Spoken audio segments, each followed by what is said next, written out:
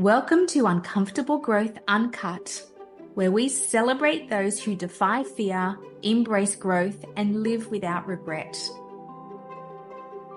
In a world that celebrates perfection, we rarely hear about the challenges, fears, and crossroads that successful leaders grapple with across work and life. Uncomfortable Growth Uncut shines a light on their personal story and the critical human skills we all need today to turn trials into triumph. So I'm happy to have Zunilka Whitnall here. Zunilka is an incredible marketer, but also an incredible person. She's currently the innovation leader at Unicef Australia, but our paths first crossed when we were both working with Seven West Media.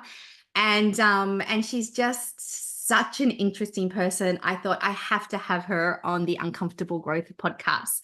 So welcome, Zunilka. Thank you, Rowena. It's so great to be here. This is my very first podcast and I'm really nervous. But I was just going to say this is kind of perfect because you dip into my life at times where I feel like I need to push myself into something I've never done before. I remember about a year and a half ago or so, you slipped into my DMs on LinkedIn and was like, can I nominate you for the Marketing Academy? And I'm like, me? What? Why would anyone want to nominate me? But I did the process and I got in and I was like, gosh, Rowena. And then you now have asked me to be on this podcast. So this relationship we have, you've really kind of pushed me into new places and spaces. So thank you for that. It's a blessing to be here. Thank you. Well, and that's the beautiful thing about uncomfortable growth, right? Like there are so many sources of uncomfortable growth, whether it's things that you reflect on and choose yourself, or whether it's opportunities that come to you, or whether it's people in your life. Like there are so many different sources. And I will say that I only nominate people who I know have the courage to step into it. So you actually got into the Marketing Academy because you're amazing. So thank you. It's such a wonderful, wonderful ride. I feel really blessed to be part of the alumni now. Yeah. So as you know, this is about uncomfortable growth. So what is your uncomfortable growth story? I think I've got many, but the one that I'd love to focus on, and it's something that is my transition, right, from media marketing to humanitarian aid, to not-for-profit, to social impact. I actually get quite a lot of people connect with me on LinkedIn quite regularly saying, like, how did you transition from marketing media to UNICEF? Because, we're really interested in this space.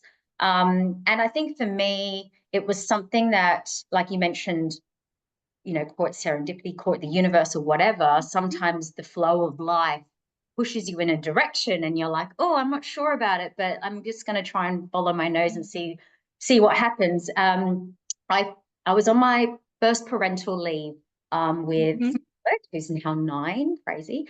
And I remember we'd moved suburbs from Bondi to Fairlight. And I was like, joining a mother's group, I'll make lots of friends. I love a good chat. But I actually found myself one of the loneliest I've ever been in my entire life. I felt lost. It was a really hard time. And, back then, parental leave for Paddy, who's my amazing husband, it was 2 weeks back then, it was, I was left with this wonderful 5-week-old child. And I'm like, and I remember crying going, it's actually easier to go back to work than it is to be alone and feel lonely, because I didn't have, my parents were in Queensland. I had no friends around. And 9 years ago, it really wasn't a thing. But I remember reading this article in the BBC about Scandinavian countries and intergenerational playgroups. And I've always had an affinity with the elderly, and I didn't realize it. Oh, I could run a playgroup in a nursing home, but of course it wasn't a thing back then. And so I put a little ad out on Facebook, and somebody reached out to me in our local area, which was Seaforth, and she said, "Look, you can run one. I'll help you."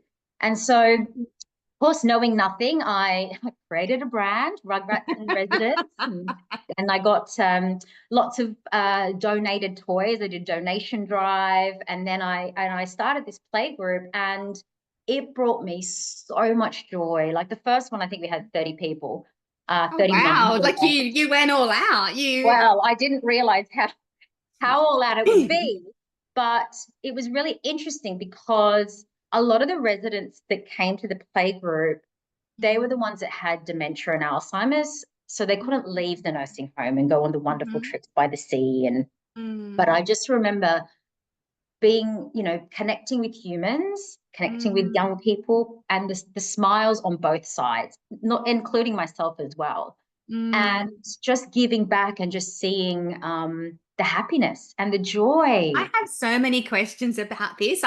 We need to talk about this before we get to the UNICEF part. Um, so I love your honesty about how hard it can be when you've gone from having a busy job, a fulfilling job, where you've got people all around you every day and stimulating conversation. And if anything, there's too much stimulation, right? Like we're exhausted at the end of the day. Yeah, yeah, But suddenly being alone, and as much as, we love our babies, it can be really lonely. And I actually experience that too. And yeah. so I don't think it's talked about much, Mm. but I think it is so important to be able just to say this is the reality and this happens. Yeah, yeah, very much So, so. And I didn't want to feel like a failure because I was mm, like, I was so great at my career, mhm. um, and I just felt like, why am I not like perfect at this? Like, why am I not excelling in everything that I do? And why am I having these feelings of like I want to go back to work? Like Yeah. Yep. that's because Yeah. Because it makes you again, feel like you're a bad mother. yeah, How could you not be totally in love with this life when you're in love with your child? yes, and that kind of tension piece, and why Yeah. and why am I feeling this? And so that, yeah, that was quite a hard period of time, and unfortunately, because of Patrick's work at the time, like he couldn't just stay home. He couldn't work from Hmm. home. It wasn't an Hmm. option. It wasn't a thing. It wasn't a thing, right? Like, and I just, yeah, and it was the days were long, and the Yeah. nights were long. I remember so when I've got two girls, and I remember because back in the day there was no male parental leave or anything like that, like in No, your situation. And I just remember one day bursting into tears because I think I think Roxy would have been about 9 weeks old. mm, mm, And I just went, I cannot put the same dish in the dishwasher one more time. yeah, Like I yeah, just can't do it yeah, because it just feels so robotic. lonely, but so monotonous Yeah. and just so repetitive. And you felt like you weren't achieving anything. Yeah. Yeah. Well, And naturally, you're achieving a lot because you're keeping a human alive, exactly, but exactly. it doesn't register because, yeah, it's the same, It's routine it's just the day in and same day out. every day. And then the other, like, really funny thing is, people would say to you when you saw them on the weekend, "Oh, so what did you do?" And I just remember thinking, I managed to go to Coles. Yeah. Like, Yeah. you don't Yeah. even mention that as a thing you do when you're working. You No. just go. Like it's Yeah. something that you just do around life. And I'm like, my big achievement was getting Mm, to the supermarket and doing a full shop rather than just, three things in the basket. And so I think it's such an important conversation, and it is such a catalyst for growth in and of itself, mm. because I love your story around how you felt so lonely and unhappy, even though there are elements of happiness. I totally get it. Like I love my kids and I love being a mum, but I Mm. know I'm a much better mother for working. Yes, me But the too. fact that you went out and created this intergenerational play group is just amazing. Yeah. I think I was desperate. Mm, Like I just I was desperate, and it allowed me to have creativity, which I love, which I know I'm good at. So yeah, as I said, I in the nights, in the parts where Scarlett was sleeping, I, created a brag and Mm-hmm. and like all of that kind of stuff. And then I did the recruitment. I had no idea how to run a playgroup. So that was a challenge. I like challenges. And so, but then that brought me so much joy. And I looked forward to that day a week, and I would go early and I would clean all the toys and I would set it Mm-hmm. up, and I'd chat Mm-hmm. to all the nurses in the nursing home before people came, and then I hang out after, it was some of the happiest times of my week, that then led me to, like, how do I feel good every day like this, not just the 2 or 3 hours on a Thursday, when I Mm-hmm. went back to work. So I was like, I had Thursdays off, so I worked 4 days a week. But I looked forward to that day, and I was like, that feeling, like, hey, how do I have more of that? And that was the kind of trajectory of the whole, starting to ask myself, is where I am, in my In job, where I corporate, where want to you want to be. stay. And I think that's also really interesting because, you know, jobs can be challenging and satisfying, like you were saying, you loved your job, it was challenging, it was creative, you got to be with a lot of talented people. Yeah. But there's also this other piece, which is about connection and meaning. Mm-hmm. And I know, of course, organizations want to be able to, have a purpose and all that sort of stuff. But there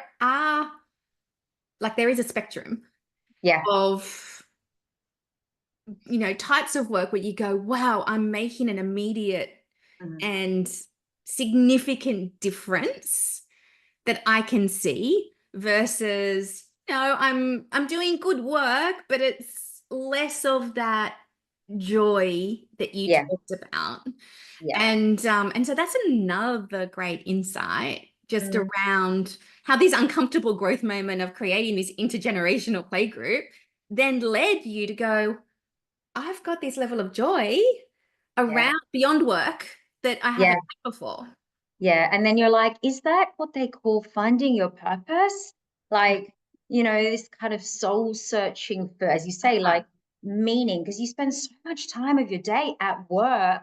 Yep. And I just remember answering these, like, getting these big briefs, and just trying to slide in a corporate social responsibility idea on things like, yes, we can Mm-hmm. sell insurance, but how about empowering young females to, like, so Ah. I started doing that anyway, and I didn't realize, oh, hang on, this is something I'm actually genuinely interested in. And look, it's not about, oh, everyone needs to go out and try and save the world. But, Yeah. like, if we can help humanity, whether it's Mm. mentoring, whether Yep. it's volunteering, whether Mm-hmm. it's, volunteering your skills to an organization, Mm-hmm. and time, these little increments of kindness and good Mm. all adds up to the big sum of making this world a better place, I think. I love So, that. Increments of kindness. yeah. Because increments of kindness do bring increments of joy. Yeah. And the more you do it, the more it just elevates, I think, your heart space. Mm. And it's just finding the time and really being purposeful in finding the time. And I know there's many organizations, not just Unicef, but like charities all over Australia and the Mm. globe, who are like crying out for skilled people to, like, lend an hour of your time Mm. and help us hack a problem. Like, Mm. so you can do things like that. Or whether it's like volunteering in your local communities and things like that. Mhm. Mhm. Um, as I said, those incremental bits of kindness really add up to a Mm. lot if we all chip in. That's so beautiful. In kind of the work I do around uncomfortable growth, like I talk about the 4 parts of a whole life, and it's really obvious stuff. Like we've already covered like a lot of them today, but it's self, Yep. work, Mm-hmm. family, or like extended definition of family, and contribution.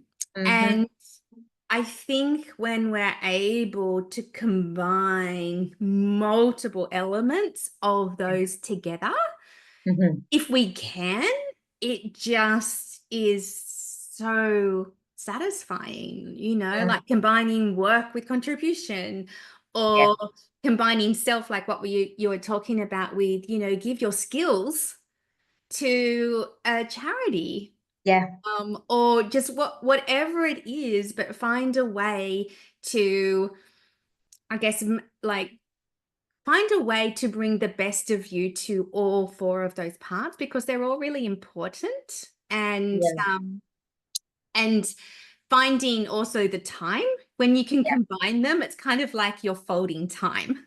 So, yeah, yeah. so you can get all the joy from all of those things, but you can still get some sleep and have some What's time for that? I've self. got a 4-year-old that still wakes up in the night. I don't know what that's like, but Yeah, yeah.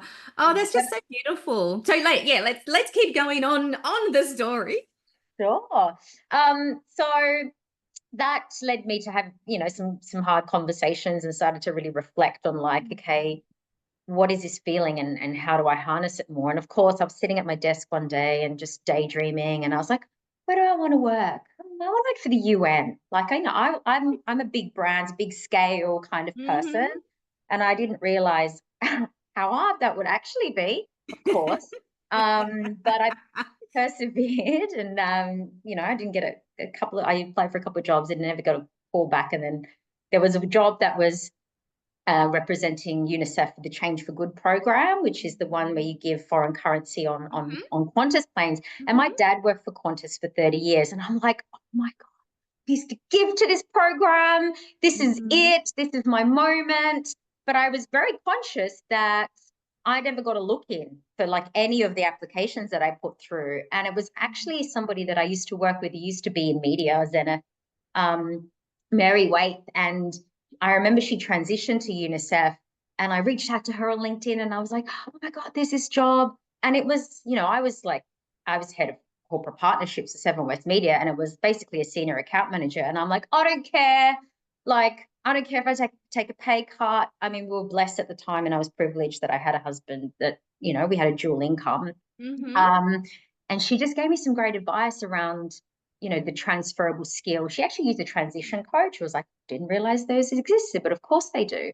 Um, and, just gave me some pointers on like, okay, how do you link your, media marketing skills to the job description essentially? Mm-hmm. Um, and so yeah, I got a job interview, and then the rest was history. Really, I just remember walking to the interview, having this. I don't have had it often in my life, but this almost out of body experience where I'm like, this is the path. Like I know I'm meant to be Mm-hmm. walking this path to work every day, and I have this Mm-hmm. very strong connection. Mm-hmm. And yeah, and then I got the job, and then I'm like, oh my gosh, I do nothing about like humanitarian aid, the UN system. There are so many acronyms. I'm even still learning today. I was like, shoot, I've got to now do some study on my lunch breaks and at night, because I have no idea what people are talking about half the time. A whole new world of acronyms. Like, oh, and I was only probably 2 people in the organization that hadn't come from, another Not for charity. profit. Yeah. So I was like, holy moly. But I think the one good thing is sometimes I don't sometimes it's good, and sometimes it can be a challenge at times, but not necessarily swimming in my lane, because I could see there was Mm, like, oh, hang on, I could help mm, with that. I could help mm, with this. I can, and it's like, oh, hang on, but you're meant to be doing it. And I'm mm, like, but I can also help lots of different things and see opportunities where others might not. mm. And So that this was is something. fascinating, right? Because like I'm all into capability. So this is fascinating from a transferable skills perspective. So I'm sure there'll be other people, probably more from corporate, listening to this Yeah, podcast. So from your own experience, what yeah, are those core transferable skills that you yeah, look at now and go, these are so valuable for the not for profit space? yeah. Great question. I think some of the things for me is, for certainly for UNICEF, we do amazing work advocating for children's rights on the Mm-hmm. government level. But ultimately, we're 100% donor funded. Like, we don't get any money from the UN system. So we can't do the work that we do unless we have funding and donations Mm-hmm. from individuals, from corporates. So essentially, it's a sales role, right? Like Mm-hmm. everything that we do, think about it like that, Mm-hmm. is we're in marketing, the products are the programs, Mm-hmm. the customers are the donors. So if you can show how you can grow a business, like, or Mm-hmm. grow a portfolio, Mm-hmm. sales, reach in Mm-hmm. really creative ways, I think Mm. is ultimately going to be a great benefit, depending on what the role is within the organization. Like mine, as Yeah. I said, was managing, at the time, was the biggest corporate partnership, but it also included, like, how do we grow that as well. So I really Mm. honed in on that aspect. I think also there's a shift that I've seen over the last couple of years of, being able to work cross organization and having that skill set. So you're not just Mm. pigeonholed into one thing, but you can Mm-hmm. offer value across Yeah, all. those cross-functional skills. Absolutely. And people are starting to realize, oh, that's super valuable now. Yeah. And As even like even more so in the future with the jobs and roles and the way we do them are going to change so much with AI. Yeah. We don't really know exactly what that's going to look like beyond the next few years, but we know it's going to look different. Uh-huh. And just being able to, look across and understand how to connect the pieces, because those pieces will all be changing. And I do think 100%. that that is going to increase in importance. And I always say, to my consulting clients, I'm like, growth actually happens horizontally. Because if you've got, all of the different functions and departments, if one's not connecting to the other, Yeah. it's like the ball is dropped. The Yeah. growth doesn't happen. Even if you have four out of five working, there's still that hole. Yeah. And so Yeah. you need to make it work this way, even though you need Correct. the depth that Yeah. way.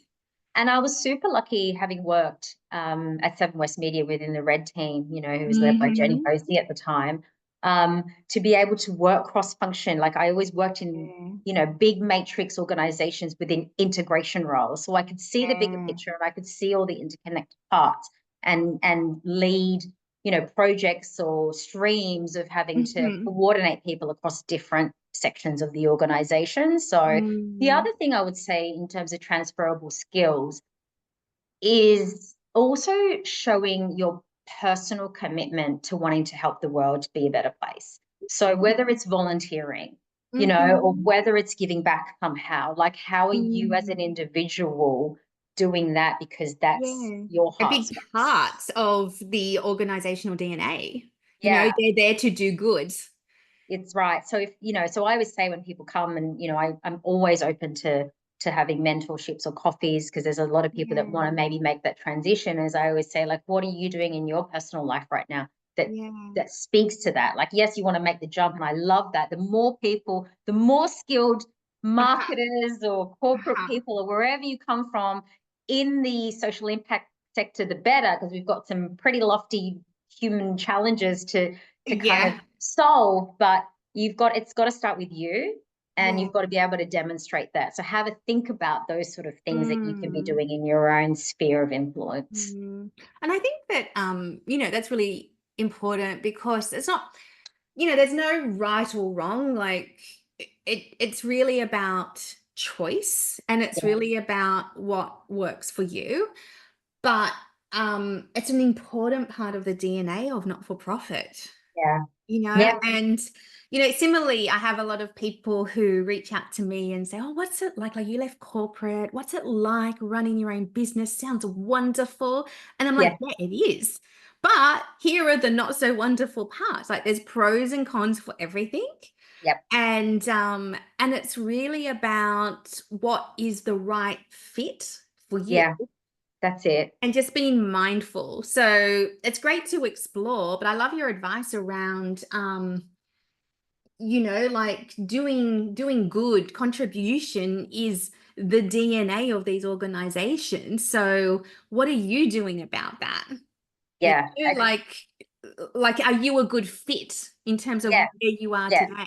yeah, and having Or that sort of proof point as well. And I think for me, it always comes down to like, what's a kind of legacy that you want to, for me, like what's a kind of legacy that I want to leave on my children, and the Mm. world. And look, I could go back to corporate and probably earn a lot more money than I'm on now. But it's, it brings me joy to be able to help others. Mm. And Scarlett she loves the fact that she's so proud that I work for UNICEF. She actually said to me the other day, Mum, we were learning about child rights at school. I was like, oh, that's great. And then she goes, and then we found your picture on the UNICEF website. I was so Oh, proud. And she comes into the office and, so she yeah. knows about the work that I do in helping kids. And I just want to create kind human beings. So if they can see that through, the work Mm. that, both Patty and I also work for a not-for-profit, like I think then, hopefully we're setting Hmm. up a generation to, giving them It's the good role skills. modeling. You're Yeah, you're role modeling your values yeah, and contribution and giving, making the world that kind of better place is core to your values. yeah, Yeah. exactly. Oh, So, that's beautiful. That just gave me goosebumps. oh, That story. thank you. Uh, so what would you say? Like now you're at UNICEF. Yeah, What would you say are your uncomfortable growth points or sure. challenges? Thanks. Well, interestingly, last year, and I share this quite openly because if I can help others, then I think Mm. that's great. I was really suffering with my mental health. And I know Mm-hmm. it's Mental Health Week this week, but I actually got diagnosed with ADHD, but I also got diagnosed with anxiety disorder, which I didn't Mm-hmm. know even. Of course, it exists, but I didn't know, and it was interesting because a colleague of mine actually diagnosed me. He's like, "Oh, how do you deal with your ADHD?" And I'm like, "I'm sorry, what? Like, what do you mean?" And he goes, "Oh, it's so obvious, this, and this." And I was like, and I rang Patty straight away and I was like, "Oh my gosh, I think I know what's wrong with me," because I was struggling so much over a course of time, um, where I was not being able to, like, my output of work is like Yeah, massive. here, but I was just finding it hard to kind of work within, oh, quick, it's 8 o'clock or 8:30, start, Yep. and then finish at 5. And I was like, I just couldn't, I didn't understand why. And I had a lot of rumination in my head around, Mm. whirling around, like that self-doubt, but it was like telling me I wasn't good enough. Why did I say that in a meeting? Mm. They all think you're silly and stupid. Why Mhm. did you make this decision? And it was day and night. And I remember driving in the car once with Scarlett. I was driving because it was always around. I could hear, and I'd just be like, "Stop!" like this. And Scarlett's like, "What's wrong?" And I'm like, "I just nothing, nothing." But and I just wasn't sure what was happening to me. Anyway, I went to speak to my doctor, and yeah, I got diagnosed first with anxiety disorder, and then with ADHD. And so that's been a really interesting growth trajectory on how I manage Mm. a leadership position in a Mm. role in an organization that I love, but also working out how my To manage brain your own health. works Yeah. and how to harness the best out of the way that my brain works. Yeah. Um, and that's been really interesting because they said, obviously, you've had systems in place to Mm-hmm. help you cope and function, but I think with Mm-hmm. Arlo being born, Mm-hmm. working from home, and then just the pressures of like the mortgage roller coaster ride from hell and the Mm-hmm. cost of living, it was just too much for my brain to try and Mm. systemize. And then I Mm. was just like losing the ability to be able to kind of focus. And I would do a lot of my work at night because that's when my Mm. brain was like, I'm awake now. And so, I'd be sending emails at like 11 o'clock or 12 o'clock at night. And thankfully, my boss is amazing. She was like, I don't think you should be. And I said, look, I just want you to know I'm not working 8 Mm. till midnight. Like Yeah. I'm working different hours at the moment. But it's, you know, it's a privilege to be able to have support, Yeah. to Yeah. have a partner who's very understanding and supportive, but also an organization that you can. I was a bit nervous in the beginning, and I Mm. was speaking to a friend just in the hallways, and somebody overheard, and they're like, "Oh, you've got ADHD." And I was a bit like, "Oh, I don't want people to know yet." But then Mm. I went, "Oh, hang on a minute. Yes, why?" And she was like, "Oh Mm. my gosh, because I think I do." And if someone like you in your position can, like, and you know, you're honest that you have struggles yourself, like, can I talk to you about it? And then I know I'm on this planet to serve others. And I was like, if I can Yeah. help one person, Mhm. okay, I'm going to put myself out there. And even just like I've been, you know, okay, probably the last well, this year, but it last Monday, randomly out of nowhere, I got dressed, went to walk out the door, and I turned back in, and I just the thought of being on public transport, having to be Mhm. around lots of people, always Mhm. on bright lights, and I was just like, I just said to my boss, I said, I can't go in. I'm sorry, I'm going to have to work from home, and it was just came out of nowhere. So you know, it's Mhm. that's one thing that I'm learning about myself, but then also like Mhm. how my neurodiversity has probably impacted a lot of my life Mhm. in a good way, because I've always Mhm. had my bosses say, you've got this really unique ability to see opportunities where other people Mm. don't. Yes. Um, but also I go back to my university days where, because I've just started an MBA. Um, and I flunked out of uni. Like I dropped out of uni. My parents worked, my mum worked 3 jobs at one point Mm. to be able to give us a lifestyle of education, quality Mhm. education. And they put me into Mhm. a private school for year 11 and 12, but I Mm. nearly broke their bank. Mhm. Then I went to uni and they were so proud. And I just struggled. Back in the day, there were no on-demand No. courses. You had No. to be in the uni Yeah. lecture. I'm showing Yeah. my It was age. all face to face. There, face to face. You know, you had to like, and I was lost. I was confused. I found it hard to focus. Like, and Mm. I was like, I'm just going to quit and get a job Mm. and Well, because go. you also feel like there's something wrong with you rather than this is just part of you. And I think that's been such a positive shift in COVID and the recognition that there are all these different conditions Yeah, around the brain, you know, yeah, and I mean, really, doctors are only still learning so much because there are so many people who aren't diagnosed and yeah, who are struggling themselves, going, "Oh, there's something wrong with me. Why, yeah, is my class at university finding that this is just okay?" And you're yeah, there going, "This is really difficult." And I love that you've shared this story because, I mean, I'm just hearing about so many adults yeah. being diagnosed with ADHD or, other conditions that they never knew they had.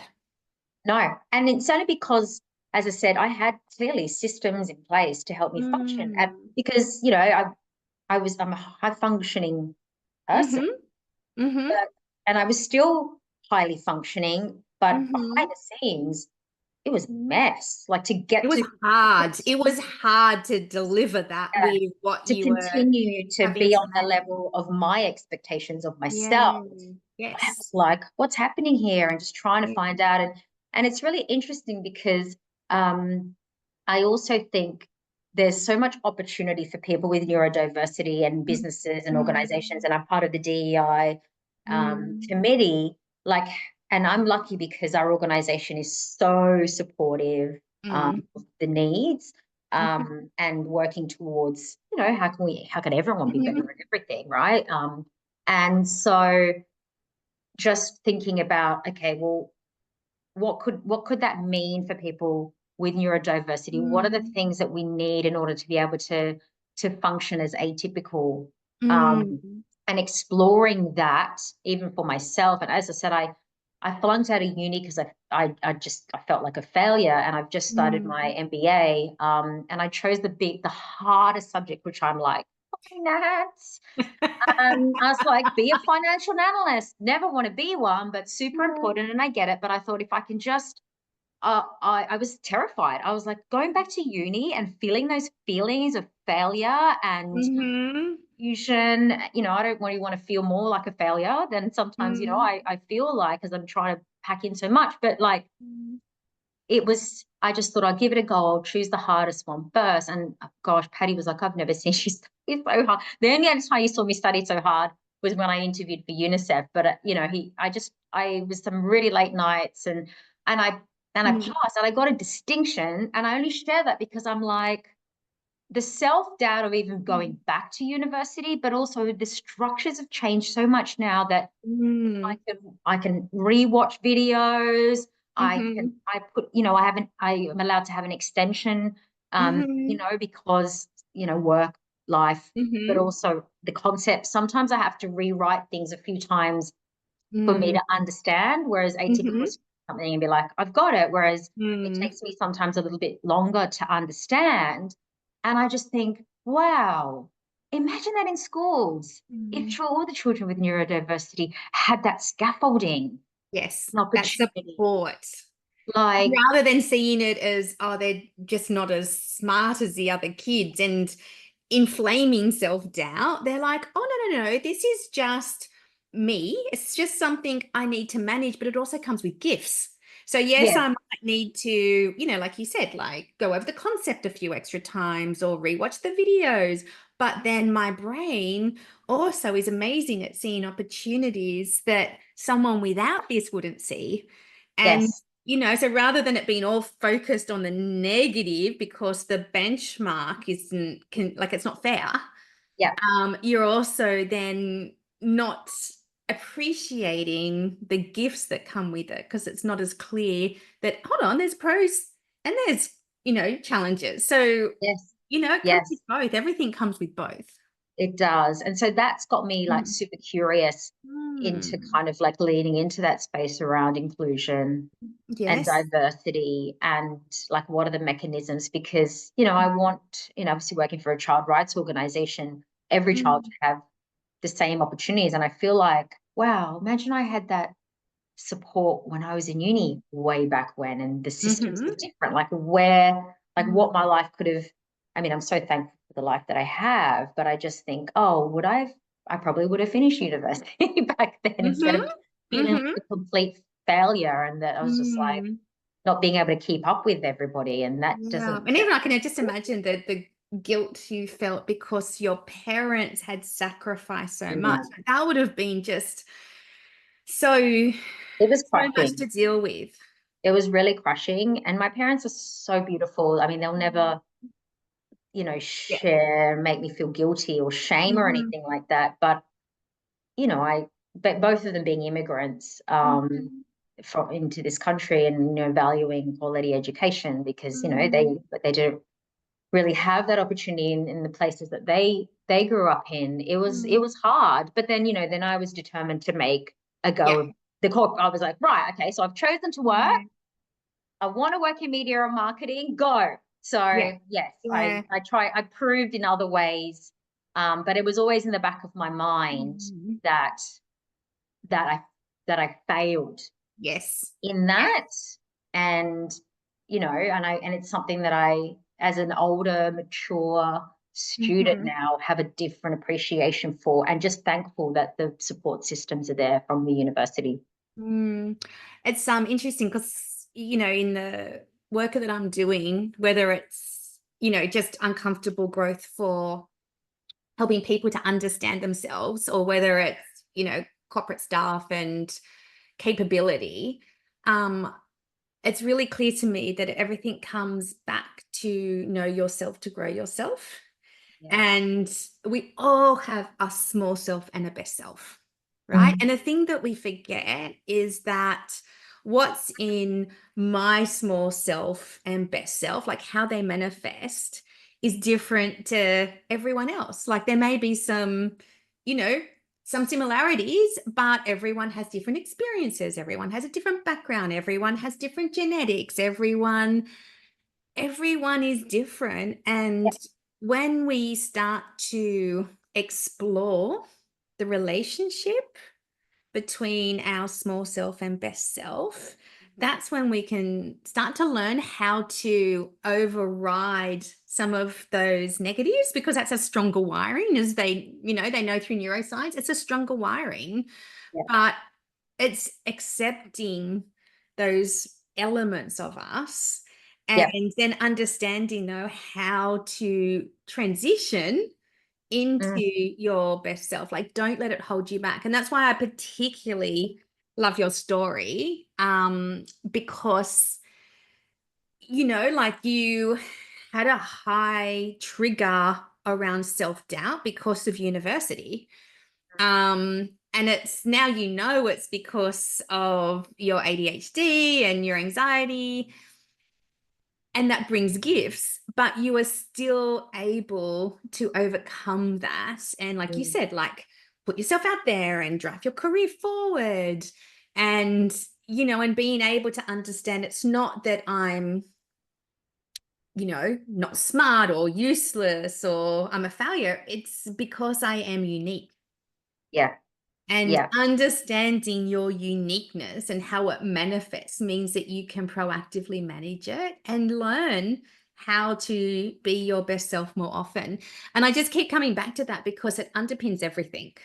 Mm. In, whether it's the way we learn, whether it's how we develop emotional intelligence, whether it's how we make choices in our own life, Mm. navigating like your path around going from corporate to not for profit, whether it's in our family relationships, whether it's as parents and how we help our children. It's just the foundation, which if we can appreciate how our brains work and how we then appreciate our uniqueness, then we can work with it and we don't end up in a self-doubt, self-hate, I'm useless, I'm hopeless, because that can lead to a really negative spiral. Yeah, absolutely. And, I'm just thankful, I've got a support network to be able to Mm. have an honest conversation with me as well. Because I mean, I could have been in that rumination space and nightmare. It was a couple of months that was going on, and I was just Yeah. masking that, like, Yeah. that I'm fine and I'm good. Look at me, I'm Yeah. performing, I'm going and being on stage Yeah. and doing all these things, and Yeah. but behind the scenes, it was a very different story. And Mm. it's just not being afraid to put your hand up to say Mm. I need help, Mm. or reach out to friends or family, or medical, your doctors or whatever, because um, there's pathways and support. And as I said, I'm in a privileged position to be able to have that in a country like Australia and in the organisation that I work with as well. Yeah. And even the starting point, which is there's not something wrong with No, me. no, I just need to better understand me. yeah, Yeah. Because yeah, I think we go to that place of there's something wrong with me. It's like, no, you may have a condition, you may have an experience, you may have had these things that are challenging and keeping you in your small self, but yeah. it's not wrong. We all have a small self and best self, and you just have to learn more about you. That's it. And and as I said, it's a for me, I find it is a gift because Mm-hmm. as I said, my brain works 1,000 miles an hour, and I'm piecing together Mm-hmm. patterns and opportunities and working out Mm-hmm. solutions, Mm-hmm. on large scale things or small scale things. So and I am very thankful that I am blessed with having neurodiversity, and it is just that growth trajectory now of like, okay, Mm-hmm. what do I need? How do Mm-hmm. I best give myself permission and space to, if I'm tired, to rest? Mm-hmm. If I need a day where I'm like, I can't today, like I went to go into Yep. work and I was Yep. like, I can't, I'm going to work from home today because the thought is just too much for me. Yeah. And yeah, being super open to learning and having dialogue with Yeah. others in the Yeah. space. I think we can all learn from each other. Yes. Um, you don't And have to, accept our differences and not yeah, see them as wrong or, a deficit. yeah. And that's the beautiful thing. You know, we are a kaleidoscope of different personalities and brains, and Yeah. it's the beautiful part of being a human being. Yeah, that is true diversity and inclusion. Yes, exactly. Yeah. Oh, that's so beautiful. Well, wow, your story's been amazing, but I'm going to finish with a couple of questions for you. Are you Okay. ready? Yeah. Okay. What are three things you've learned about yourself in recent years? That I am stronger than I give myself credit for. I think that's one thing, you know, that self-doubt, or when you reached out to me about being, you know, applying for the marketing academy, it's like, no one wants me. Like, what value would I bring? So it's just going, you know what? You have Mhm. value to add. You do Yeah. have experience and foresight and expertise that is valuable. So I think that's one thing. I think also the fact that I'm my love of learning and Mm. harnessing that for the betterment of either, you know, my family, my children, my husband, or the world. As I said, like the reason I do an MBA is because if I can level up my expertise, then Mhm. I can help our organization, or, you know, and I can help make Yeah. the world a better place. So that Oh, thirst that I, you know, that I do have I don't watch TV at night, and that's not a bad thing. It's just something that I'm yeah. like, Yeah. my This is a attention span's pretty priority. short.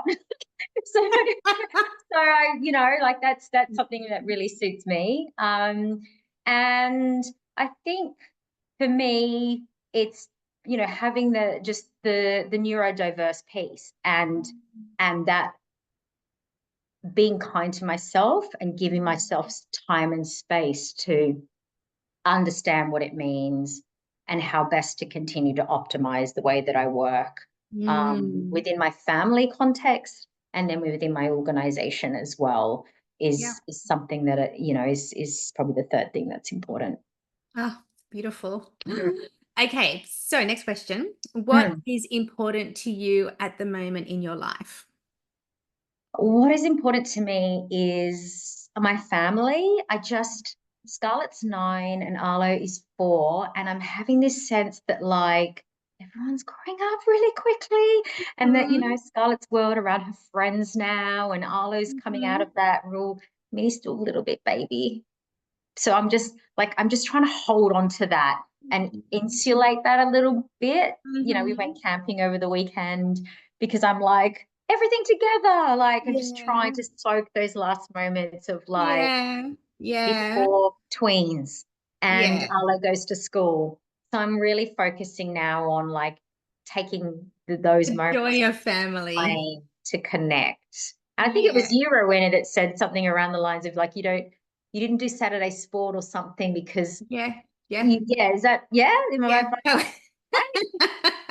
I was lucky I had That. girls who who didn't have to play sport on Yeah. Saturdays and they were into dancing and stuff, so we Yeah. could do it during the week. Yes. But Yes. But I yeah. remember you actively saying it's because we could spend that time together, Yeah. and that always really Yeah. resonated with me. So I'm in that Yeah.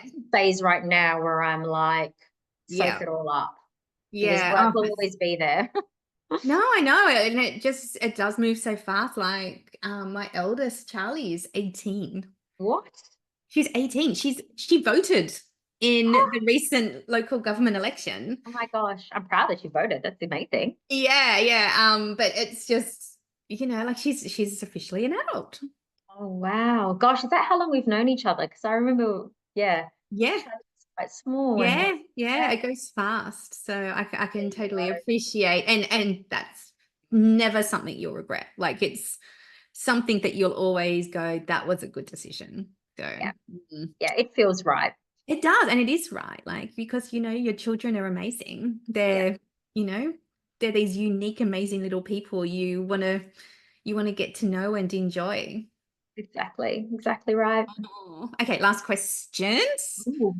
What is a current fear, a Mm. current inspiration, and a current challenge for you at the moment? So we've got fear, inspiration, and challenge.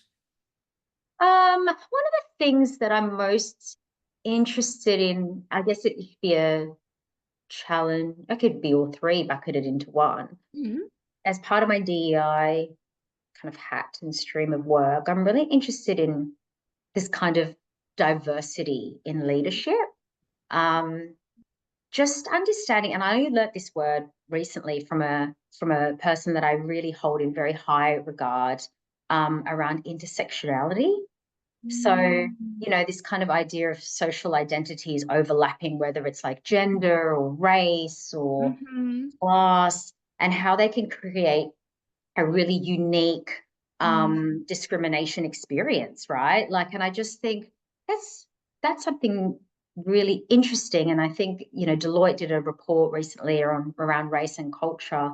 And, they said like 5% of CEOs are culturally or racially different. I think there's a stat around 12% of C-suite, have come from an ethnically diverse background. And I'm like, that's really interesting, because how are those social identities, how does that impact you as a person? Because Yeah. I can relate to having Yes. many of those social identities, and I'm just kind of toying around like that. Like, what are some of the things that, like learning, having dialogue, Mm-hmm. understanding that space, and how do we move that agenda forward as somebody that has a multicultural background, Mm-hmm. obviously female, and has come from a Mm. largely non-privileged background. So that's something that's inspiring me to kind of explore Mm. more, have dialogue, research, and then, also I suppose it can be construed as a fear as well, because, there's a couple of, I just kind of starting to reflect on my own career and opportunities and how that Mm. plays out somewhat. Yeah. So Yeah. There are yeah, parts of ourselves that we feel we have to hide yeah, or yeah, not have, not be as open about, and whether that's related to, say, mental health or our background or our, you know, living in different cultures, like that intersectionality where, this is maybe your family heritage culture, but then you're also living yeah, in Australia as a, kind of yeah, broader culture. So there's so much fascinating insights to be gained and gleaned. Uh, yeah, so I love that point. That is really fascinating. To me, it's similar to, understanding your like yourself, but also what are the fears it triggers in your small self, but what are the beautiful possibilities and opportunities and strengths it creates in your best self.